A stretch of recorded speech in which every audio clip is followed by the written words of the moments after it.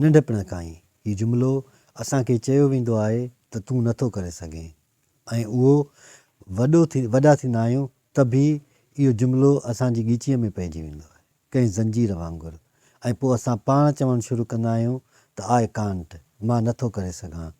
एसि ताईं जो भले असांखे इल्मु बि हुजे, भले शऊर बि हुजे, असांखे सोच बि हुजे, भले असां में सियाणप बि हुजे, पर पोइ बि जेकॾहिं असां ॿाहिरि माण्हूअ खां मोटिवेशन वठंदा आहियूं ऐं उहे असांखे टोक करे, असां ते तंज़ करे, असांखे ठठोल करे ऐं असांखे रोकण जी कोशिशि कंदा आहिनि ऐं पोइ जॾहिं असां नाकाम थींदा आहियूं त पोइ उन खां पोइ ई असां इहो चवणु शुरू कंदा आहियूं त मां नथो करे सघां।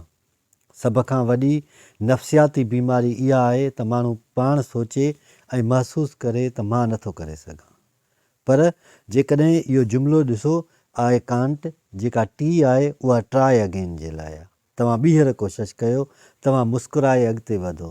जॾहिं तव्हां पंहिंजी ग़लतीअ ते गौर कंदा आहियो त तव्हांखे तजुर्बो हासिलु थींदो आहे। तजुर्बो अक़लमंदीअ जी निशानी आहे ऐं अक़लमंदी तव्हां में सियाणप आणींदी आहे ऐं सियाणप शऊर पैदा कंदी आहे।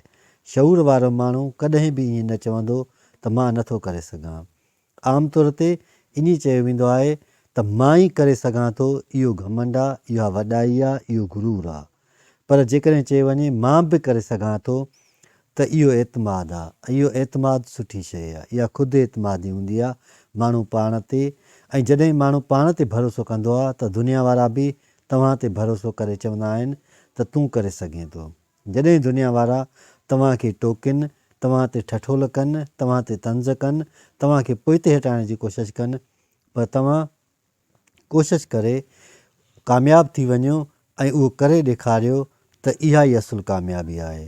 छा बि थी पवे, अंधेरे में रोशनी पैदा थींदी आहे ऐं उन ई रोशनीअ जा किरण हमेशह माण्हूअ जे वजूद में मौजूदु हूंदा आहिनि ऐं चवंदा आहिनि त मां करे सघां थो, मां करे सघां।